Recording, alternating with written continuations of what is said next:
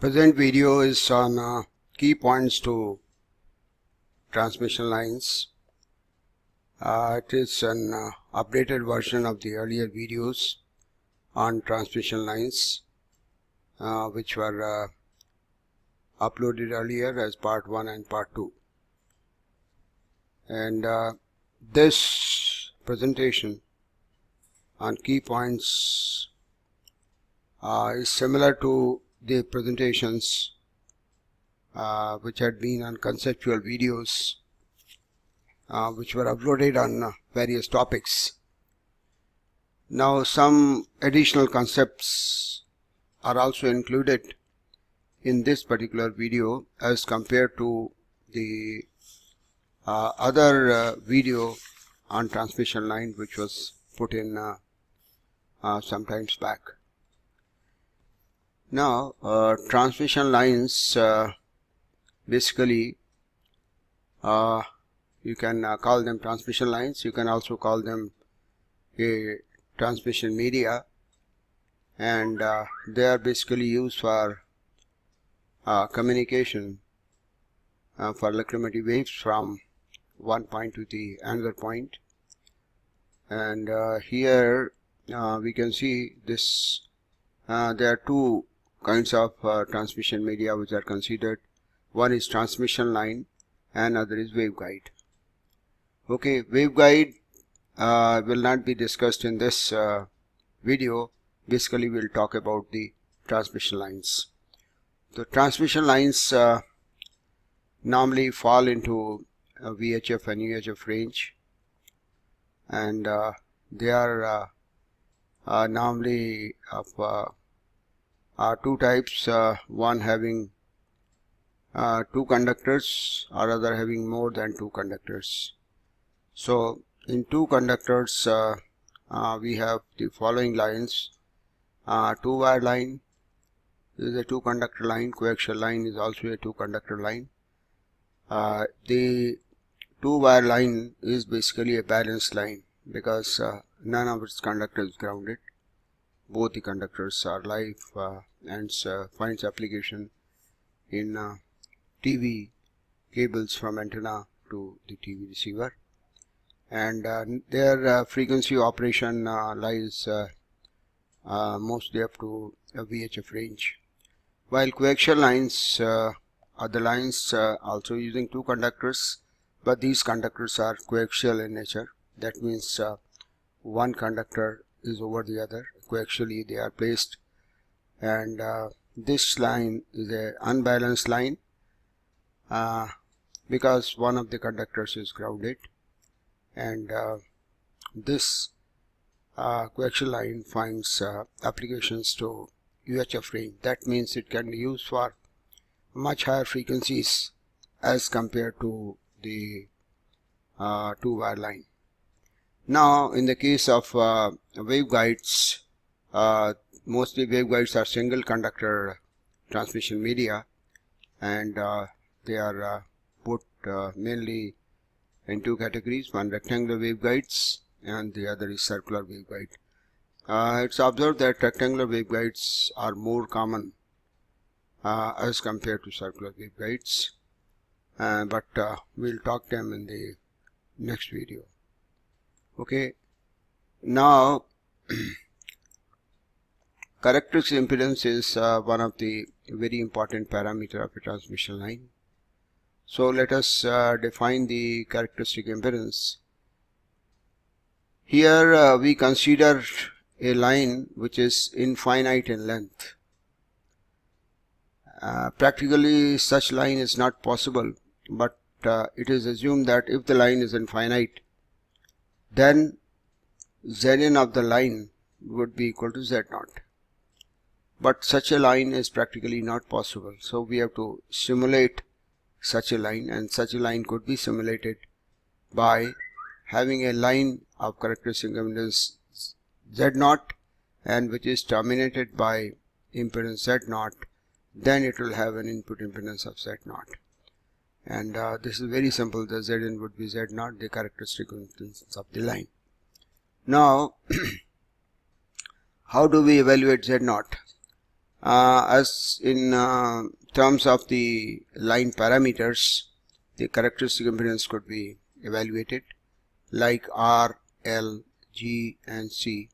These are the line constants, and you can determine the characteristic impedance in terms of these line constants. And for a lossless line, this turns out to be Z0 is root L by C. Here we have considered two cases of lines here. This is a two-wire line and this is a coaxial line, and here the dimensions are given. This is spacing between the conductors, D is the diameter. In such a case, the characteristic impedance could be given by 276 log 2s over T. And similarly for coaxial line, this is a standard relation available in most of the books. Here epsilon R is considered to be the dielectric constant of the medium here in the coaxial line. Okay. Now, how do we analyze the transmission line? We notice here these lines are analyzed by representing a small section of the line by an equivalent lump circuit as being shown here. This is a small section of the line delta Z and it's represented by the lumped element like here in terms of L, R, C and the conductance G. So this is in terms of series impedance and the shunt impedance. Okay, and here it is the line constants are R, L, G and C. They are said to be primary line constants. Now let us see, in the case of a transmission line, we have one end called as a source end, like here Vs is the source and this is the load end. This is said to be load end, and where ZL is connected, load is connected, and Z coordinate Z is considered to be 0 at the load end, and this is the way the Z axis goes. So this point will be at Z equal to minus S. So for such a line, when it is analyzed, we can find the voltage and current at one end of the line, that is the load end of the line, and the other end of the line we can find it. So these are the relations here to determine Vs voltage and the currents at the point of line at a distance S. And since it's a complex, gamma is complex, so it is hyperbolic terms are coming here. These are relation, and we can find the ABCD parameter of section of line by the standard ABCD matrix, and this is the ABCD matrix for the transmission line. And you can determine why the ABCD matrix is very important, because ABCD matrix has the property that you can cascade many sections of such line. So ABCD parameters find applications in cascading. Now this is again the impedance given at a point minus S, and this is the relation of giving the impedance. Now here gamma is considered the propagation constant, and mode of propagation of the line is transverse electromagnetic. This is very important, that transmission line has a mode of propagation which is transverse electromagnetic. That means electric field and magnetic fields is transverse. That means there is no component of electric field or the magnetic field in the direction of propagation. Now we can find these line parameters like alpha, beta, gamma and Vp. Propagation constant is gamma, that is a complex quantity alpha plus j beta. Then it is attenuation constants given in nepers per unit length, and 1 neper is 8.6886 dB. Beta is the phase constant, which is radians per unit length, and 1 radian is given 57.3 degrees. For lossless line, R equals to G equals 0, and then gamma turns out to be j beta, an imaginary quantity, and this is the value of gamma j omega root LC, alpha 0, and beta is omega root LC, and beta is also like 2 pi over lambda, where lambda is the wavelength and Vp is the phase velocity. You can find the definitions of these terms in any standard book. Line length is sometimes represented in terms of lambda. Like I can represent line length as lambda by 4, lambda by 8, lambda by 2, and so on. Electrical length is represented in terms of beta L. Okay. Now we can see that reflection coefficient is one of the very important parameter in the case of transmission line. Here, this is the source end, this is the load end, and we consider here as V plus the amplitude of incident wave, V minus the amplitude of reflected wave, and the reflection coefficient is given as V minus over V plus. This is the reflected voltage over incident voltage at load end, that is Z equals to 0, as we presumed earlier. ZL is given by Z naught 1 plus gamma L over 1 minus gamma L, or gamma L could be written as ZL minus Z naught over ZL plus Z naught. There's one thing to note here, this gamma L, that reflection coefficient at the load end is ranging between 0 and 1. This could be written as gamma L magnitude into e to j theta L, where theta is the phase angle between the incident and reflected voltage. Reflection coefficient at some other point you can determine at a distance V from the load. Gamma D is gamma L e minus 2 gamma D, and gamma L e minus 2 alpha D, and 2 j beta D. And this could be written as gamma L magnitude e to minus 2 alpha D by j theta L minus 2 beta D. For lossless line, alpha is 0, so gamma L is constant and phase is changing. Gamma is constant and the phase would be changing towards the generator with an angle of minus 2 beta D. This is a very important conclusion which we use in various problems. Now, one of the very important measurement which is done on transmission lines is the voltage standing wave ratio. When we apply a voltage power to transmission line, voltage and current waves travel to the load, and if ZL equals to Z naught, load absorbs all the power and none is reflected, and when ZL is not equal to Z naught, some power is absorbed and some is reflected back. So two waves are set up. One wave is traversing towards the load, and other wave is reflected from the load. The ratio of maximum voltage to minimum voltage to the line on V max over minimum gives me the VSWR, voltage standing wave ratio, and it's written as 1 plus gamma magnitude, 1 minus gamma magnitude, and S is VSWR. The value of VSWR ranges between 1 and infinity. Okay, this is to note.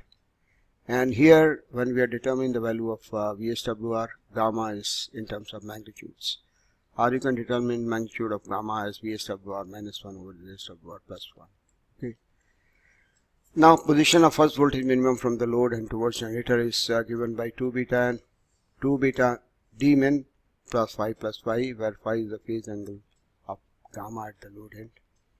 Thus, by knowing the position of the first voltage minimum, and one can find the phase of gamma L, and once the phase of gamma is known, you can determine the impedance, because you can determine by magnitude, you can determine VSWR, and you can determine the load impedance.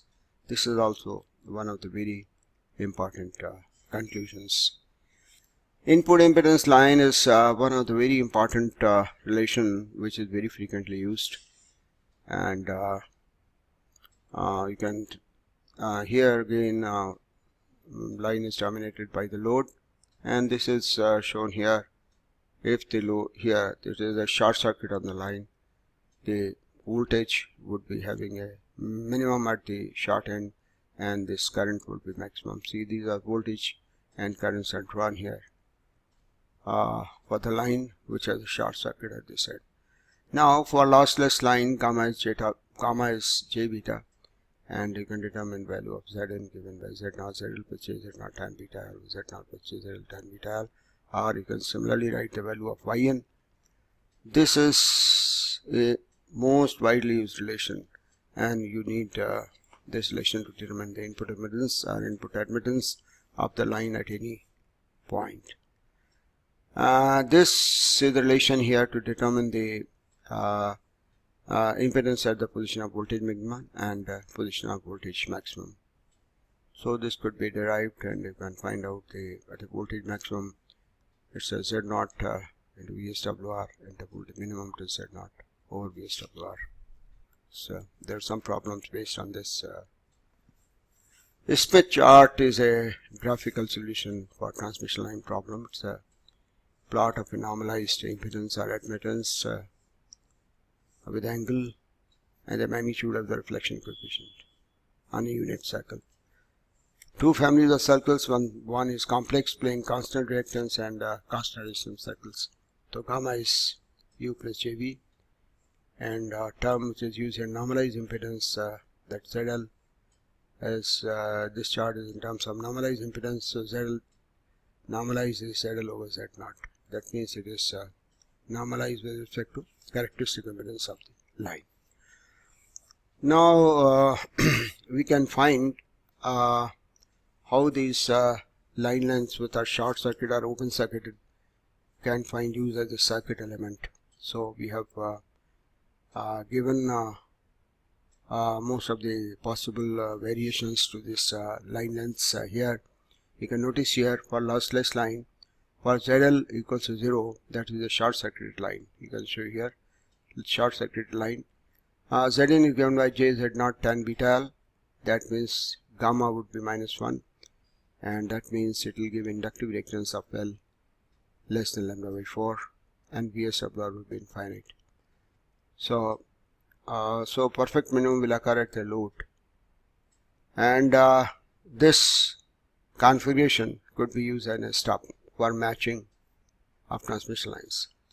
Then for open circuited lambda by 4 for open circuited line of characteristic impedance Z0, here it's taken length to be less than lambda by 4. Zn is minus J cot beta L, gamma is 1, and VSWR infinite. Capacitive reactance gives a capacitive reactance at the input with length of less than lambda by 4. It will be inductive if the length is greater than lambda by 4, and so on. And perfect maxima occurs at the load, and this also uses a stub. Infinite length, this we have already seen. The length of the line is infinite. Zn turns out to be Z0 here, but such a line is not practical. Now half wavelength line, that when the length of line is either lambda by 2 or lambda, Zn would be equal to ZL. Those lambda section has one-to-one impedance transformer. It's mostly used for the cases where we can approach a particular point. We can use length of lambda by 2 to extend to get the same point at a lambda by 2 away. Then quarter wave line, lambda by 4 line, this L is lambda by 4, ZL is Z0 square of ZL. If ZL is resistive, Zn is also resistive. This section is very widely used for resistive impedance transformation. More sections can be used to increase the bandwidth of such sections. Lambda by 8 line, for lambda by 8 line, tan beta L is 1, and this Zn turns out to be Z0 ZL with J0, and lambda by 8 section is used to transform complex impedance into a real impedance when Z0 is ZL magnitude. So these are some of the transmission line sections used as a circuit elements. Now distortionless line, actually there is a distortion on the line. It occurs due to when there is a alpha is frequency dependent and beta does not vary with frequency. So if R0 Z0 lossless line, there is no distortion, because for lossless line alpha is frequency dependent, frequency dependent and does not vary with frequency linearly. So but distortionless line may not be always lossless. Then alpha is 0 and beta is omega root LC, since R is 0, practically impossible. So that's the condition. R by G is root equals to L by C is the condition. Okay, this is the condition for the distortionless line. The condition for zero distortion and minimum attenuation, and for distortions line, and these are the various other parameters like alpha, beta, Z0 and Vp. You can refer to any standard book, you will find distortionless line. Impedance matching is one of the very important factor in transmission lines, because we need impedance matching for power transfer from one source to the load, and what is to be done, the resistive part of the load should be equal to source, and for complex loads the reactance should be opposite sign. That means if there is an inductive reactance, there has to be capacitive reactance to match it. So the matching sections are inserted between source and the load to match for maximum power transfer. A section of open or shorted circuit line in shunt can be connected for matching, called stubs. We are not going into details of the stubs, but you can see that stubs are also used for impedance matching. Here we have important points to note, that the magnitude of reflection coefficient gamma is between 0 and 1. This you should note, it's a very important to note. And VSWR S is between 1 and infinity.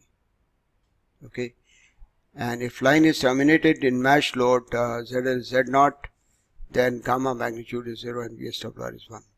So no standing wave and line is said to be resonant. Such a line is said to be resonant, or resistive, or a flat line. And if ZL is not Z0, it's a mismatched line.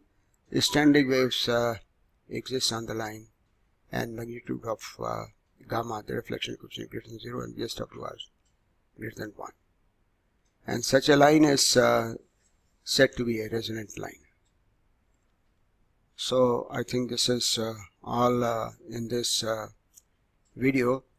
I feel these details on the transmission lines could be helpful in solving the problems on transmission lines, and we have tried to cover most of the points which normally appear for problem solving. Okay, thank you very much. Thanks.